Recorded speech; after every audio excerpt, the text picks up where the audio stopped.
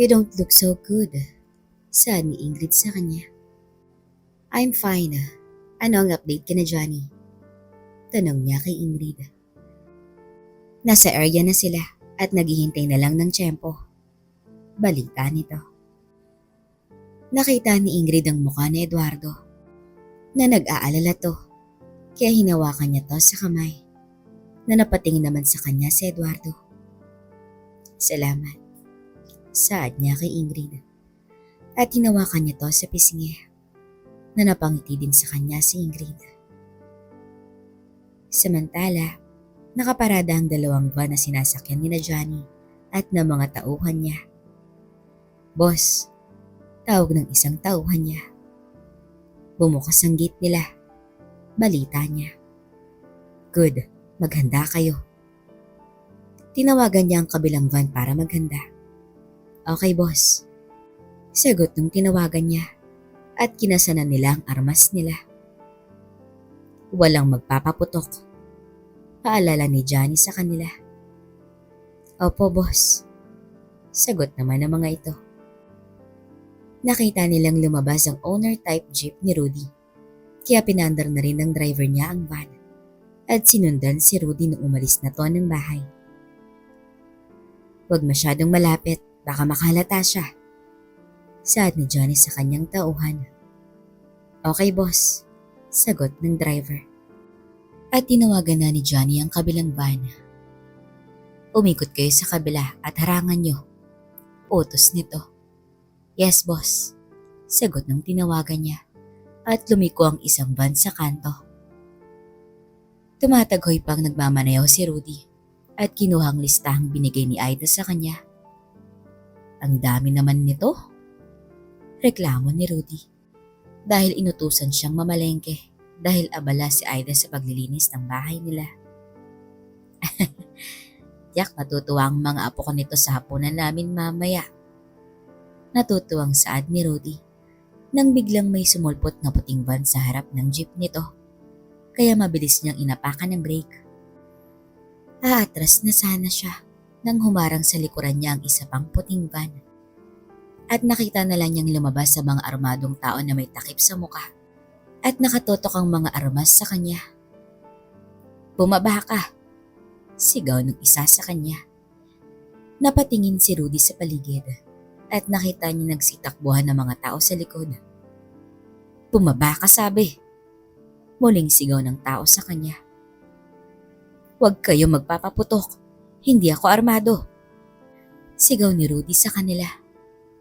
Bumaba ka! Sigaw ng tao sa kanya na dahan-dahan tong lumapit sa kanya. Bilang dating pulis, alam niyang dalawa lang ang pwedeng mangyari sa kanya. Either mapatay siya ng mga taong ito pag hindi siya sumunod, o kikidnapin siya kung susunod siya, pero mabubuhay siya. Kinuha niya ang pangalawang opsyon, kaya pinatay niya ang jeep niya at dahan-dahan siyang lumabas at lumuhod sa lupa. Kumilos na kayo! Sigaw ni Johnny sa kanyang mga tauhan na agad silang kumilos at pinusasan nila si Rudy. Sinakay nila to sa van na sinasakyan ni Johnny. Boss, paano ang sasakyan niya? Tanong ng tauhan niya. Kunin mo yung susi at iwan mo. Utos ni Johnny na agad silang kumilos. At pagkasakay nila, agad silang umalis at naiwan na lamang ang jeep ni Rudy sa daan. Sino ba kayo? Anong kailangan niyo sa akin? Tumahimik ka na lang, tatang. Walang mangyayaring masama sa'yo kung susunod ka lang sa amin. Saad ni Johnny sa kanya na may takip pa rin ang mukha niya. Boss, sige takpan niyo na ang mukha niya. Utos ni Johnny sa kanila na tinakpan naman nila ang mukha ni Rudy para hindi niya makita ang daan na tatahakin nila. At doon lang tinanggal ni Johnny ang bonnet niya. Tinext niya si Ingrid. At maya-maya ay nag-reply ito kasama ang address kung saan nila dadalhin si Rudy. May address na tayo, saad ni Johnny at pinakita niya to sa driver niya. Sige boss, sagot ng driver. Pumunta sila sa pier at pumasok sa loob ng warehouse ang dalawang van na sinara agad to ng mga bantay nito. Napansin ni Rudy na tumigil yung van at narinig niya ang mga ingay ng mga tao sa labas. Kalmado lang siyang sumunod sa mga kumindap sa kanya dahil naranasan niya na ang senaryong to noong pulis pa siya. Kaya alam niya ang dapat niyang gawin. Isa lang naman ang patutunguhan niya, ang makaharap ang taong nag-utos sa mga taong ito para kidnapin siya. Nakiramdam at nakikinig si Rudy sa paligid nung dinala na siya paakyat sa isang hagdanan. At narinig niya na may bumukas na pinto at sumara ito nung pinaupo na siya sa silya. Parating na si Sir, saad nung isang taong dumukot sa kanya. Sige, lumabas na kayo. Ako nang bahala rito. Saad nung isang boses. Sige boss, sagot ng mga tauhan niya. At narinig niya na nagsilabasan na ito. Ginoo, tawag ni Rudy sa pinuno ng grupo. Ano bang nagawa ko para dukutin niyo ko? Huwag kang mag-alala, Tatang. Gaya ng sinabi ko sa'yo kanina, walang mangyayari sa'yo kung susunod ka lang.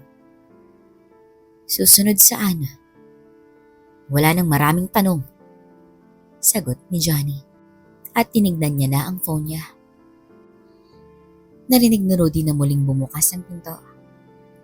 Boss, nandito na sila. Balita ng tauhan niya. Sige, narinig ni Johnny ang pagdating ng kotse sa baba. Sino ba kayo? Malalaman mo mamaya, sagot ni Johnny. At narinig na lamang ni Rudy ang mga yapak ng sapatos na pumasok sa loob. Sir, as promise. Good. Alisin niyo na ang nakatakip sa mukha niya. Utos ni Eduardo kay Johnny. Na agad naman niyang kinuha ang nakatakip sa mukha ni Rudy. Sinasanay pa ni Rudy ang mga mata niya sa liwanag sa kwartong kinaroroonan niya. Finally, narinig niya sa kanyang harapan. Nagkita na muli tayo, Rodrigo. Saad ng taong nasa harapan niya na hindi niya masyadong makita ang mukha dahil sa ilaw. Sino ka? Anong kailangan mo sa akin? Hindi mo ba ako natatandaan, Rodrigo? Tanong ng tao sa kanya na inaayos ni Rudy ang kanyang mata. At maya-maya lang ilumapit sa kanya ang taong kumausap sa kanya. At nagulat siya nung nakita niya ang mukha nito. Ngayon, kilala mo na ako? Tanong ni Eduardo sa kanya na nanlaki ang kanyang mga mata. At napanganga siya sa gulat. Ilang taon na, Rodrigo? Ikaw? Gulat na saad ni Rudy nang nginitian siya ng lalaki. Tila hindi ata magandang pagtrato ng panahon sa'yo, Rodrigo, at tumanda ka ng lubusan. Masasabi ko din sa'yo to, Eduardo. Saad ni Rudy. Mabuti at naalala mo pa ako, kaibigan. Saad ni Eduardo sa kanya. Paano ko naman makakalimutan ang pagmumukha mong yan? Sabihin mo sa akin, Eduardo, kamusta ang balakang mo? Tanong ni Rudy sa kanya na tinignan siya ng masama ni Eduardo. Kumalma naman ang matanda at ngumiti siya kay Rudy na tinuro pa niya to at natawa siya. Magaling. Magaling ka pa rin mang-asa, Rodrigo. Saad ni Eduardo sa kanya. Oo nga eh. Pansin kong asartalo ka pa rin hanggang ngayon. Nakangiting saad ni Rudy sa kanya na umiling na lamang ang matanda. Tinignan siya ni Rudy mula ulo hanggang paa na humarap si Eduardo sa kanya. At pinakita niya ang katayuan niya ngayon kay Rudy. Ha! Hindi sana ako maniniwala kung hindi ko pa to nakita. Saad ni Rudy. Ang ano? Na pwede palang magbihis ng mga garang damit, magsuot ng maraming alas sa katawan, at matatawag na kagalang-galang na tao ang isang demonyo. Saad ni Rudy na napangiti lang si Eduardo. Ayan, Ayan ka na naman, Rodrigo. Saad ni Eduardo sa kanya. Na nilagay ni Johnny ang silya. 5 talampakan lang ang layo sa kinauupuan ni Rudy. At doon umupo si Eduardo. Ano ang masamang amoy ang nasingot mo, Eduardo? At pinadukot mo ko. Yan ang Rodrigo na namiss ko. Direktang magtanong at hindi nagpapaligoy-ligoy. Saad ni Eduardo na inayos niya ang pantalon niya. Namiss lang kita, kaibigan. Hindi mo ba ako namiss? Biro nito sa kanya. Mukha bang namiss kita? Tanong ni Rudy sa kanya na natawa lamang ang matanda. Sabihin mo na sa akin kung bakit mo ko pinadukot, Eduardo. Dahil marami pa akong gagawin. Mamamalengke pa ako para sa hapunan namin mamaya. Sagot ni Rudy sa kanya na natawa lang si Eduardo. Hanggang ngayon, under ka pa rin sa asawa mo? Natatawang tanong nito. Wala akong oras para magbiro, Eduardo. Seryosong saad ni Rudy sa kanya na tumigil naman sa katatawa si Eduardo at umayos to ng upo. May nabalitaan lang ako tungkol sa pamilya mo. Na? Yung panganay mong si Ken. O ano ngayon? May anak siyang polis, tama ba ako? Tanong ni Eduardo sa kanya na nagbago ang ekspresyon sa mukha ni Rudy. Saan ba to patungo, Eduardo? Tanong ni Rudy sa kanya. Alam kong nababalitaan mo ang mga aktibidad niya lately. Nakangiting saad ni Eduardo. Biglang napaatras ang ulo ni Rudy nang marinig niyang sinabi ni Eduardo. Huwag mong galawin ang apo ko. Sigaw nito sa kanya. Kumalma ka, Rodrigo. Kung may gagawin kang masama sa apo ko, Eduardo, pangako ko sa'yo. Ay, pinutol niya si Rudy dahil alam niyang babantaan lang siya nito. Hindi ang apo mo ang pakay ko kaya kita inimbitahan dito. Saad nito na natahimik na lamang si Rudy. Hindi si Ken. Kung ganon, anong ginagawa ko rito?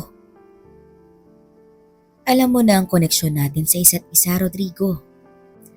Saad ni Eduardo sa kanya na napasandal si Rudy sa kanyang upuan at hindi makapaniwala sa sinabi ni Eduardo. Wala akong alam sa sinasabi mo. Saad ni Rudy, sabay iwas ng tingin niya kay Eduardo. Come on, Rodrigo. Alam mo ang nangyari noon at alam mo na din ang pakay ko sa'yo. Saad ng matanda sa kanya na tinignan siya ng masama ni Rudy.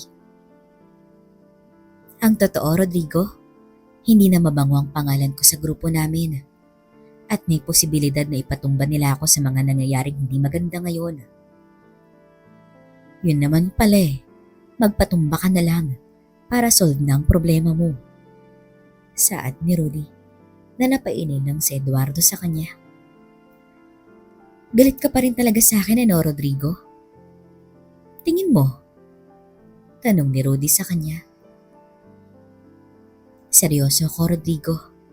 At alam kong alam mo kung anong tinutukoy ko. Humihingi ka ba ng tulong sa akin, Eduardo? Tanong ni Rudy sa kanya. In a way, parang ganun na nga. Sagot ng matanda sa kanya. Ano ako, baliw? Pagkatapos mong patayin ang mga magulang niya, hihingi ka ng tulong para makuha mo siya? Hayop! Saad ni Rudy sa kanya na naging seryoso na rin si Eduardo. Lumapit sa kanya ang matanda at hinawakan siya nito sa kwelyo. Iba ako pag naging desperado, Rodrigo. Alam mo ang kaya kong gawin. Banta niya kay Rudy.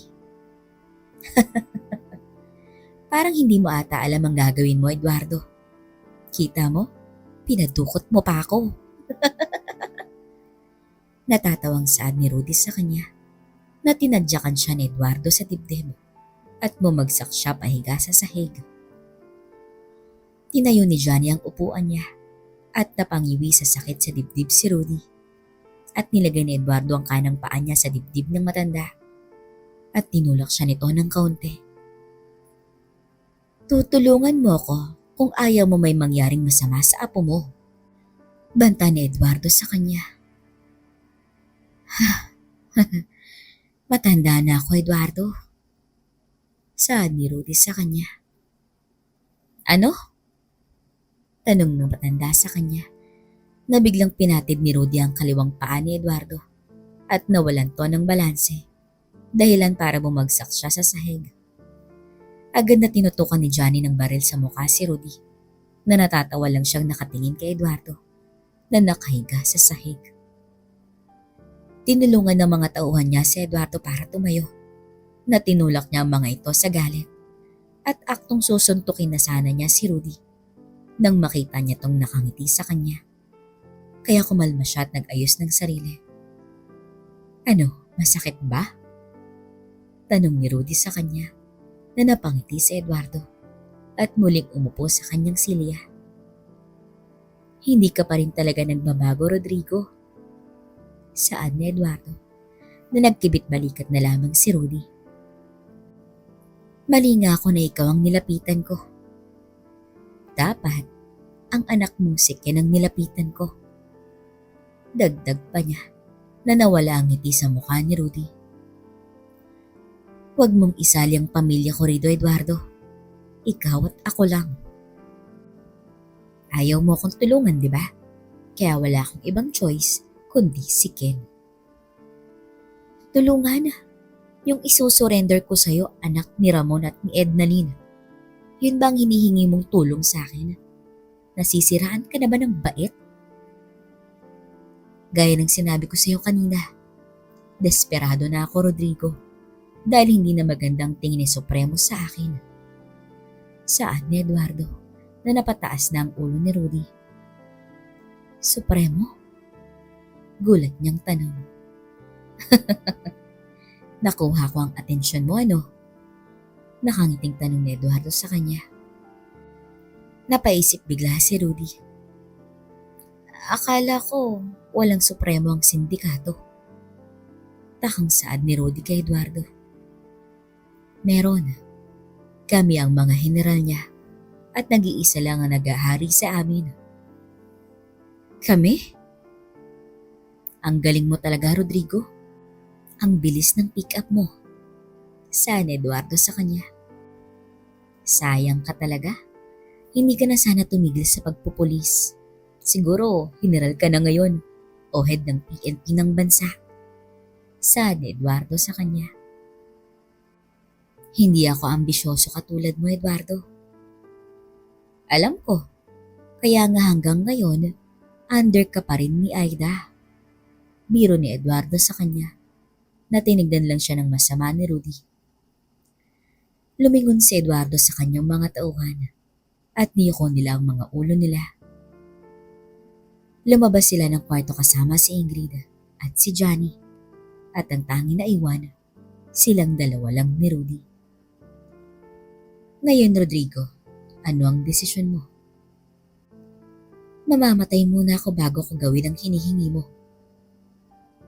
Hindi ka pa rin takot mamatay? Sa tanda kong to, marami na akong naranasan sa buhay, Eduardo. Mabuti na ang kalagayan ng mga anak ko. May pera akong may iwan kay Aida. Ano pa bang dapat kong ikatakot mamatay? Saad ni Rudy sa kanya na napailing na lamang si Eduardo. Tumayo ang matanda at binitbit niya ang silya niya na nilagay niya ito sa tabi ng silya ni Rudy. Opposite sa direction sa inuupuan niya. Umupo si Eduardo at tumingin kay Rudy. Tayong dalawa na lang ang natitirang tao na may alam sa nangyari noon, Rodrigo. Walang alam si Rosana sa nakaraan natin, kasama ang kanyang mga magulang. Patuloy na Eduardo na napayuko na lamang ang ulo ni Rudy at nag-isip siya. Tumingala sa kisame si Eduardo. Kung pwede ko lang ibalik ang oras, hindi na sana nangyari yun. Saad ng matanda na agad lumingon si Rudy sa kanya. Tarantado ka. Ang ambisyon mo ang nagtulak para mangyari ang lahat ng yon. Galit niyang saad kay Eduardo. Alam ko, pinagsisisihan ko ang nangyari noon. At hanggang ngayon, dala ko pa rin ang sakit ng pagkamatay ni Ednalyn.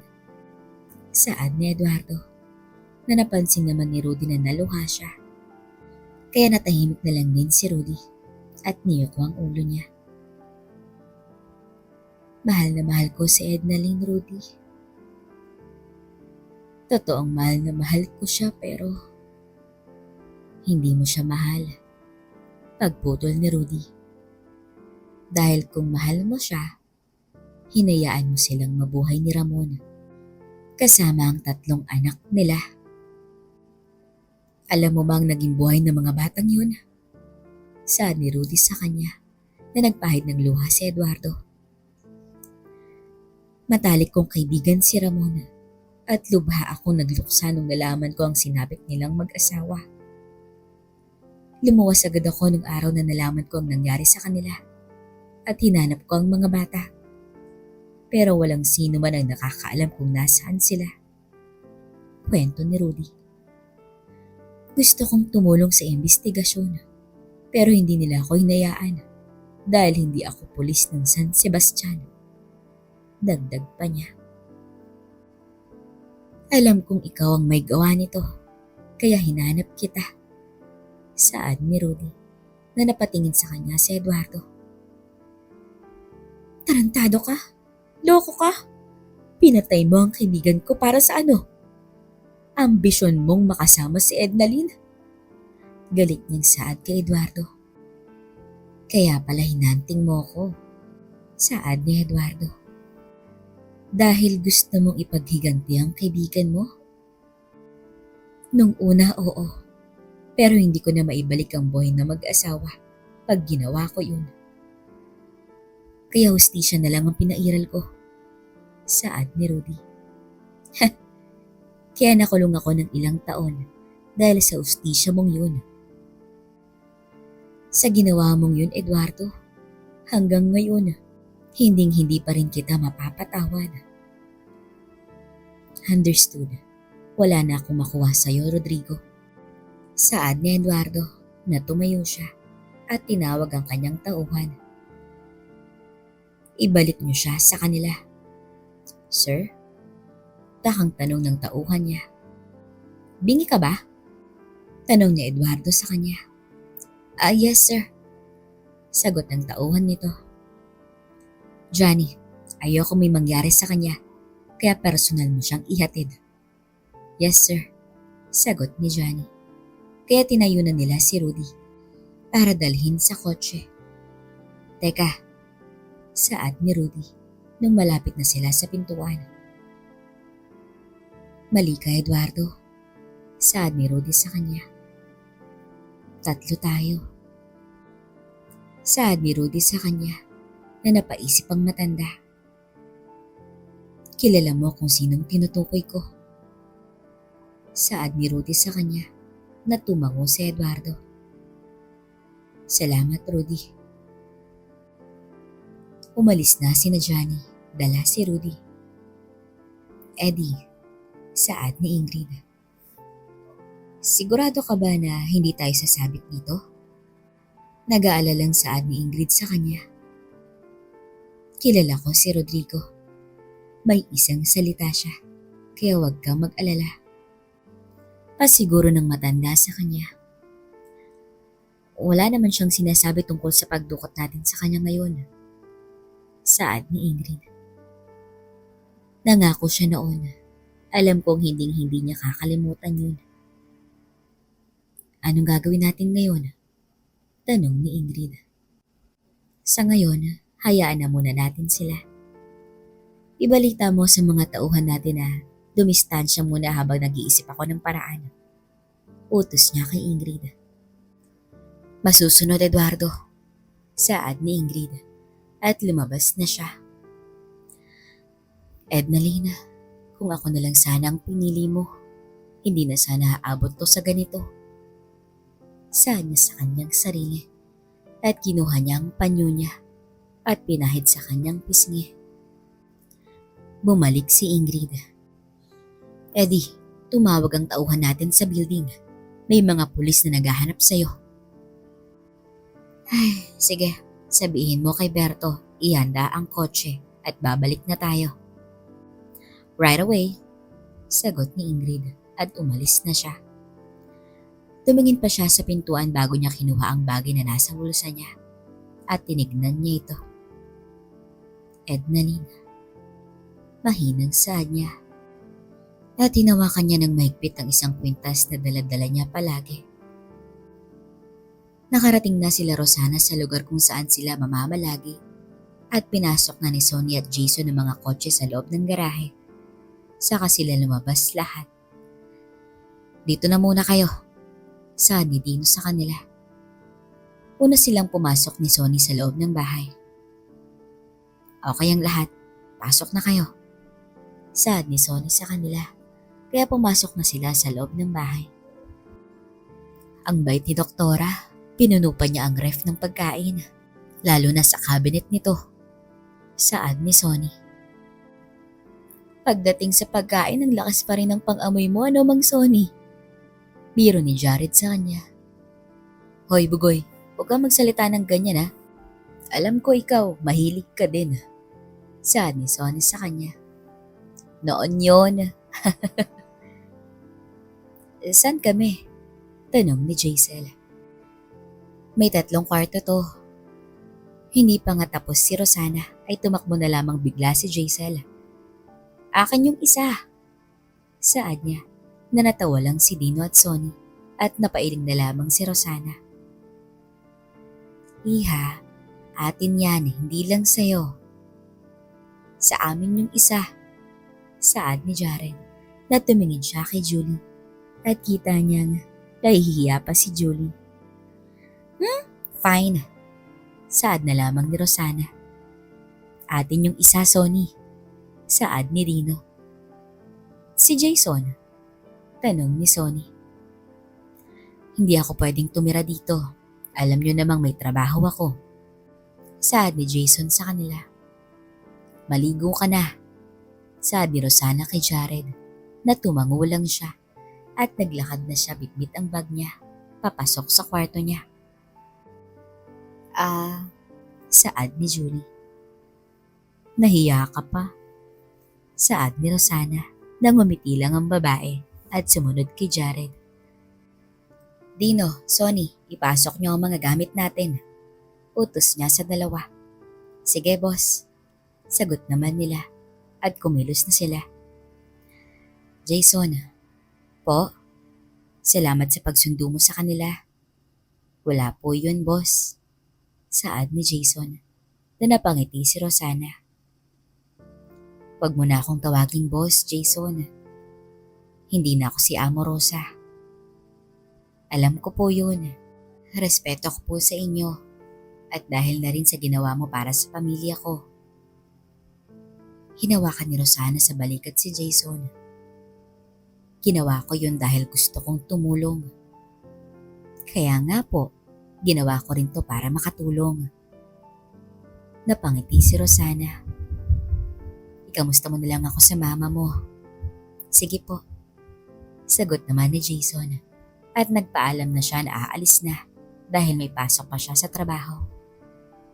Ingat boy, paalam ni Sonny sa kanya nung binuksan niya ang gate. Pagkatapos nilang ipasok ang mga gamit nila sa loob, ay naghanda agad ng makakain si Rosana habang inaayos naman nila Dino at Sonny ang mga gamit nila sa kwarto. Tinawag na niya ang mga ito para kumain pero hindi siya sinagot ni Jaisel kaya pinuntahan niya to sa kwarto at nakita niya tong nakahiga sa kama at tila napangiti siya dahil may naalala siya. Mama, tawag ni Jaisel sa kanya kaya nilapitan niya ito at umupo sa tabi niya. Bakit? Tanong ni Jaisel sa kanya. Wala iha, may naalala lang ako. Nakangiting saad ni Rosana. Si Papa? Pili ang tanong ni Jaisel na nagulat na lamang ang kanyang ina. Paano mo nalaman? Sinabi ni Mr. Sonny sa akin na Dumalaw si Papa dito. Anong kinuwento ni Sonny sa'yo? Tanong ni Rosana sa kanya na sinubsob lang ni Jaisel ang mukha niya sa dibdib ng kanyang ina. Oh, Diyos ko. Ang danging saad ni Rosana na narinig niyang tumawa si Jaisel. Ikaw talaga? Saad ni Rosana sabay kiliti niya kay Jaisel na lumakas ang tawa niya at nahiga pa to sa kama. Bumukas ang pinto at nakita nila si Jared. Mama, alam mo ba na gusto niyang bisitahin si Daddy sa opisina? Sumbong ni Jaisel. Tumahimik ka nga dyan, saad ni Jared sa kanya. Isara mo ang pinto at tumupo ka rito, saad ni Rosana sa kanya. At parang nagmamaktol pang sumunod sa kanya si Jared at tumuputo sa kabilang side ng kama. Mga anak, hindi kayo basta-basta lang lalapit sa papa nyo. Alam nyo naman ang sitwasyon natin. Naging seryoso naman ang mukha ng dalawa. Given na alam na ng papa nyo na may anak kami, si Jaisel lang ang alam niya. Pagputol ni Jared sa kanya, ni kinagulat ni Rosana. Iho, saad ni Rosana. Si Jaisel lang ang alam niyang anak mo. Saad ni Jared sa kanya. Nainila siya ni Rosana at niyakap siya. Anak, okay lang naman sa akin. Mabuti na nga ganito kasi galit pa rin ako sa kanya. Saad ni Jared na sinuntok siya ni Jaisel sa balikat. Huwag ka magsalita ng ganyan kay Papa. Nagsasabi lang naman ako ng totoo. Galit pa rin ako sa kanya. At kung magkataon na magkaharap kami, papatayin ko siya. Saad ni Jared na tinadyakan siya ni Jaisel sa galit. Papatayin mo ang Papa? Ang Papa natin? Pinagsisampal siya ni Jaisel nung natumba siya sa sahig na agad namang inawat ni Rosana ang dalawa. Dahilan para pumasok sa kwarto sina Dino, Sonny at Julie. Anong nangyari? Tanong ni Dino na tinulungan nilang ilayo si Jaisel kay Jared. Habang hinila naman ni Julie patayo si Jared at inalayo sa kanila. Jaisel! Sigaw ni Rosana rito dahil nagpupumiglas pa tong makawala sa pagkakayakap niya para sugurin si Jared. Jared, lumabas ka na. Saad ni Rosana sa kanya. Nagalit siyang nakatingin sa kapatid niya nung palabas na sila ni Julie sa kwarto.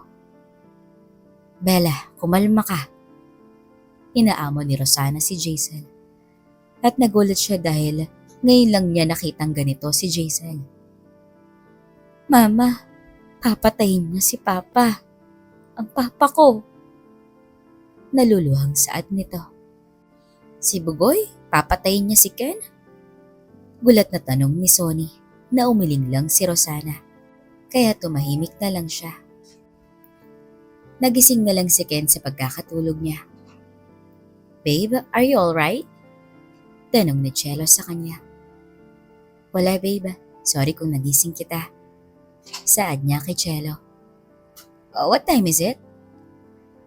Kinuha ni Ken ang phone niya at nakita niya mag-aalas 4 na ng madaling araw. Ang tanging saad niya nung nakita niya nga may mga missed calls ni Third sa kanya. It's too early. Saad ni Cello rito. I was probably too tired to notice Ken's call. Saad niya kay Cello. That boy probably misses us. Saad ni Cello na muli niyang pinikit ang kanyang mga mata. Hinalikan niya sa noo si Cello. I'd better call the boy and see what he wants. Saad niya. No, stay with me and cuddle. Lambing ni Cello. I have one better. Saad nito na nagising si Cello. What? Tanong niya agad na hinalikan siya ni Ken sa labi at nakita niyang napangiti si Cello. Go! Agad na saad ni Cello kaya bumangon agad si Ken at sinuot ang bathrobe at lumabas ng kwarto. Tinawagan niya si Third nung nasa sala na siya ng kwarto nila sa hotel. Habang nagre-ring ang phone nito, pumunta si Ken sa kusina at kumuha ng tubig sa ref at ininom niya ito. Muling tumunog ang phone ko na agad tong kinuha ni Alona at binasa ang pangalan sa screen. Solas? Takang saad niya. Ah, yan ang pangalan ko sa daddy ko. Akin na. At binalik ni Alona ang phone ko. Hello, Dad. Ken, is there something wrong, son? Wala naman, Dad. Gusto ko lang malaman kung nakarating kayo ng London. Yeah, we are safe. Natutulog pa nga ang mami mo. Late na nga kami nakarating dahil na-delay yung isang flight namin. At nakarating kami ng maayos dito. Mabuti naman. Si Francine, tanong niya. Kakakausap ko lang sa kanya kanina. Nasa opisina siya ngayon. Ken, Dad, I know. Ako dapat ang nasa pwesto niya. Yeah.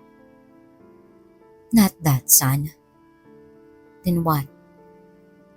Nothing. I miss you. Saad niya na napangiti ako. You really are my comfort, Dad. Oh, may nangyari ba? Well, saad ko na napatingin ako kay Alona. I guess I should tell you straight before Mommy finds out. Saad ko na natahimik ang kabilang linya.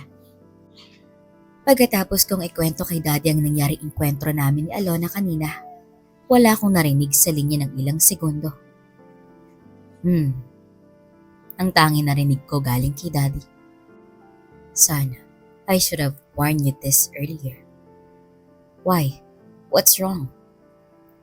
I put you on speaker 5 minutes ago when... Putol niya na napataas na lang ang ulo ko at... Kenneth! Agad kong inalayo ang telepono sa tenga ko dahil sa sigaw ni Mami. Holy ano yun? Narinig kong saad ni Alona dahil nagulat pala siya nung narinig niyang sumigaw si Mami sa telepono. Nakita ni na Eduardo at Ingrid ang 4 na sasakyan ng mga pulis sa harapan ng building. Ipasok mo sa garahe. Utos ni Eduardo sa kanyang tauhan. At agad silang bumaba at pumasok sa lobby. Sir, tawag ni Ricky sa kanya dahil siya ang chief security ng building. Kaya siya ang unang humarap sa mga pulis. Anong nangyayari dito?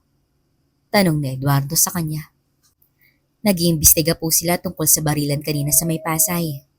Balita ni Ricky. Bakit sila nandito kung sa Pasay naman pala nangyari to? Kunwaring hindi alam ni Eduardo. Hindi ko po alam, sir, kaya tinatanong ko po sila. Sagot naman ni Ricky na alam din niya ang totoong nangyayari. Mr. Hernandez. Saad ni Chief Inspector Minerva Mangubat sa kanya. Yes, pwede sa opisina na tayo mag-usap. Saad ni Eduardo sa kanya. Alright, De La Cruz, sagisag, kayo na ang bahala magtanong sa mga tauhan dito. Utos ni Minerva sa kanyang mga tauhan. Yes, ma'am. Sagot nila. Sumakay na sila ni Eduardo sa elevator, papunta sa 13th floor. At pagdating nila sa opisina, iniwan sila ni Ingrid at agad niyang sinara ang pinto pagkalabas niya. Gusto mo ba ng maiinom? Ano na naman ba to, Eduardo? Tanong agad ni Minerva sa kanya na tinignan lang niya ang hepe ng pulis. Hindi ko alam ang sinasabi mo. Pagsisinungaling ni Eduardo. Huwag ka na magmaang-maangan pa, Eduardo. Alam mo na ang tinutukoy ko. Saad ni Minerva sa kanya na hindi siya pinansin ni Eduardo at tumupo lang siya sa kanyang silya. Lumapit si Minerva at binagsak niya ang 2 palad niya sa desk ni Eduardo. Na walang reaksyon ang huli sa ginawa niya.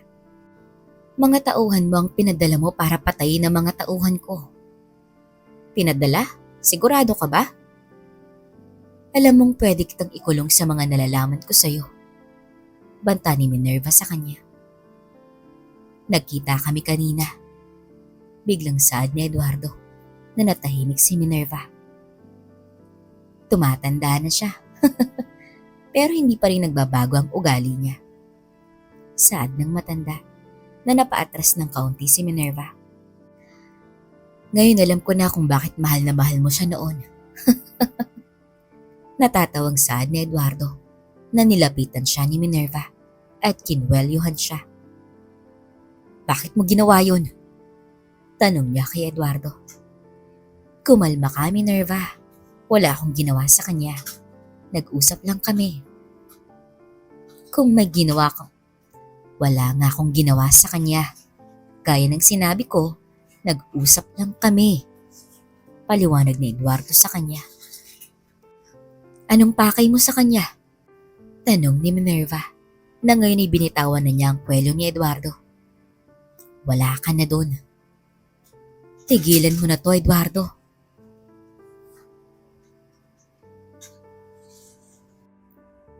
Kung gusto mong itigil ko na to, pagsabihan mo ang mga tauhan mo na itigil na rin nila ang pag-imbestiga nila. Saad ni Eduardo sa kanya. Ako ang nagpadala sa kanila dito para mag-imbestiga. Sagot naman ni Minerva. Ganun naman pala. Ikaw ang hepe, so ikaw ang magtigil sa imbestigasyon na ito. Saad ni Eduardo habang inaayos niya ang kanyang sarili. Diretsyong tanong Eduardo. Wala akong kinalaman sa pagkamatay ng babaeng yan. Agad na sagot ng matanda. Kung gano'n, bakit mo pinadalang mga tauhan mo? Alam mo na ang sagot ko dyan, Minerva. Saad ni Eduardo sa kanya na natahimik na lamang si Minerva at napatingin sa bintana. Tumayo si Eduardo at humarap sa kanya. Kilala mo ang grupong kinabibilangan ko.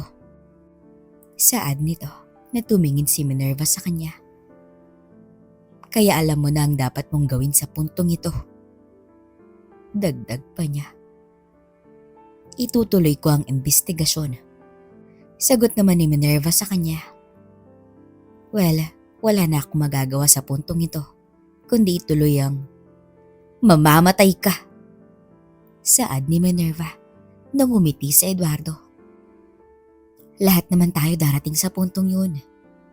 Ang tanong dyan kung anong magagawa mo sa gitna ng daan bago mo marating ang destinasyon na yun. Saad ni Eduardo sa kanya. Tinignan naman siya ng masama ni Minerva.